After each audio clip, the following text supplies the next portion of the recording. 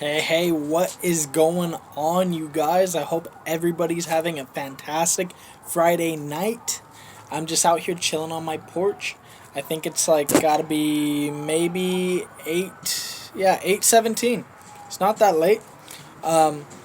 A lot of you guys know I've been reading this phenomenal book called Chase the Lion by Mark Batterson. Can't stop bragging about how amazing it is. I'm going to share with you guys some notes that I took down, not the whole chapter.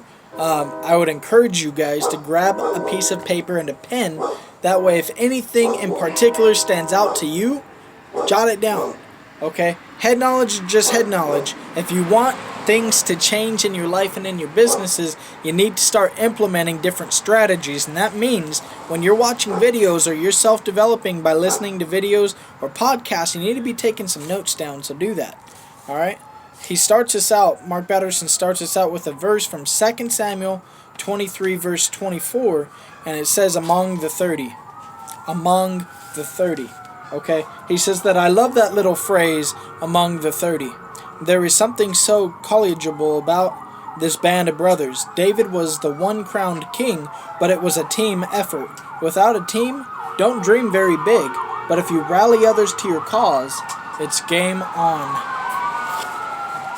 Some sirens going on tonight, guys. Alright. Let's see if they're turning on my street. Nope, thank God. Okay. Continuing. It says that in an individualistic culture like America, and I changed it in my live video on Facebook, so I'm going to change it here as well. In an individualistic world that we live in, we tend to overlook the power of friendship. Without a team, your dream will fall short of its full potential. Call it what you want, but it takes a team to accomplish a God-sized dream. Okay? Even Jesus recruited 12 disciples. In some ways, the 12 disciples doubled his workload. Their miscues made extra work for Jesus. When Peter cut off the ear of the servant of the high priest, Jesus had to perform a miracle just to undo what Peter had done. But Jesus set the example, set the standard. At the beginning of a dream journey, your competency is key, but the longer you lead, the less it is about you. Your potential will be determined by the people you surround yourself with. So hiring decisions become the most important decisions you make because they have an exponential effect. We take it so seriously that we put every prospective employee through a battery of personality assessments. Why? Because we don't need more people just like me. We need people who can do what I can't.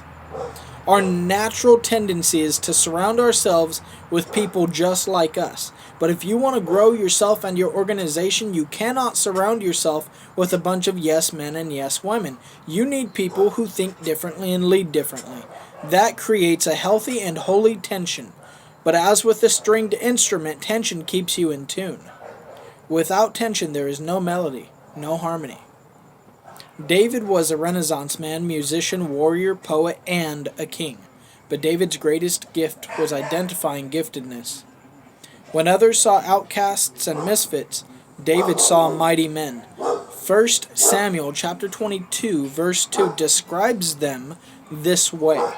All those who were in distress or in debt or discontented gathered around him, and he became their commander. About 400 men were with him. These were not first-round draft picks. Every one of them was from the island of misfit toys.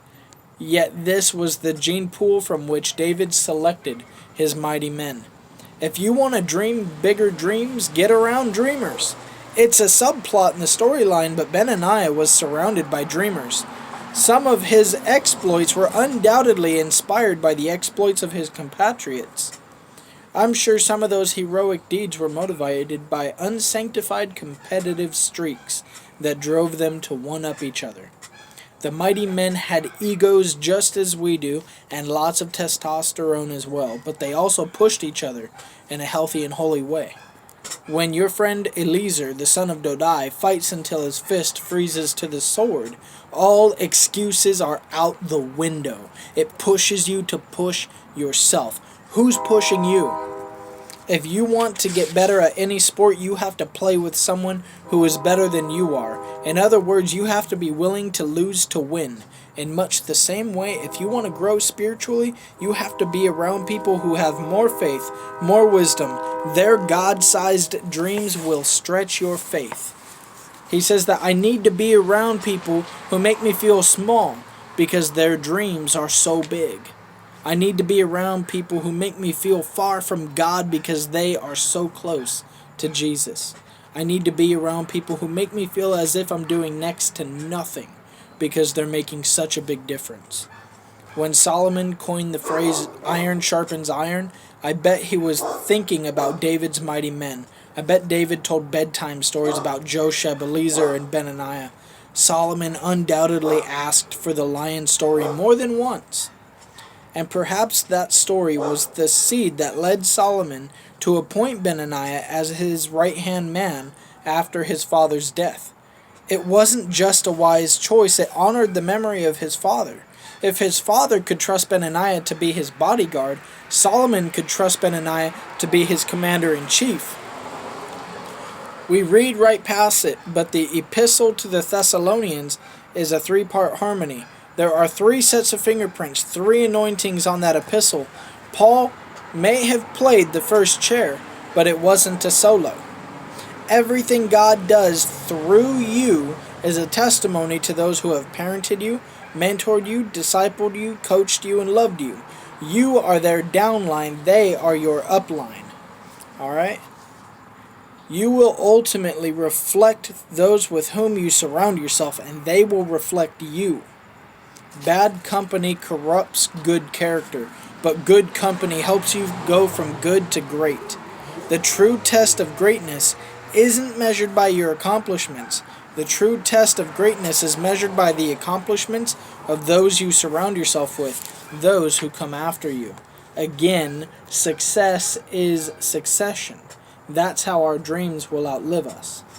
The greatest badge of honor for Benaniah is not the fact that he chased a lion or killed 2 mighty Moabites. It's the fact that he stayed loyal to Solomon when David died. Benaniah was the linchpin between both David and Solomon's administrations. Without him, the baton would have been dropped and Solomon would have been disqualified. When others committed treason, Benaniah stayed loyal to the royal. It was his integrity, not his bravery, that landed him his second dream job. Mark wrote, I don't believe that everybody is destined to pursue his or her own dreams. Not everybody is a maverick dreamer. But if you're not, it's imperative that you get around someone who is. Why? Because without a vision, the people perish. Serving someone else's dream isn't less significant than pursuing your own. In my opinion, it's more noble. It's the dreamer who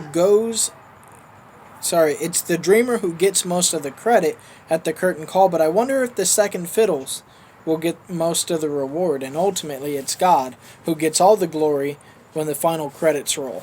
And that, you guys, is the last bit of the notes that I took. I really thought it was amazing that I read that chapter, because literally an hour after I read that chapter earlier, my business took a leap from good to great, like the chapter said, right? Why? Because I've been praying over my business, and I said, God, give me another one. Give me another person. Give me another teammate who's willing to lock arms and do this thing together. Give me someone who I can support their dreams and their goals. And today, God answered that prayer. He provided me a great friend of mine that I've been friends with for 3 years, almost 4. Her name is Caitlin Bond, and she is our newest distributor out in Canada. Guys, finally took my business globally. We're reaching out to other countries. My next goal is to tackle Mexico. I want more people in Mexico. Let's make it happen. Honestly, God is doing big things in this business, and none of it can happen without teammates. People who are willing to stand side by side, supporting one another's dreams, instead of trying to benefit for their own sake and their own wealth. Okay? I love you all. Again, if you did not take notes, I want to encourage you, pause this video, go back, grab a piece of paper and a pen, jot down anything that really jumps out at you. Otherwise, you're not going to be able to implement it into your daily lives and into your businesses. I love you all. Hope you guys have an amazing weekend. I'll talk to you guys later.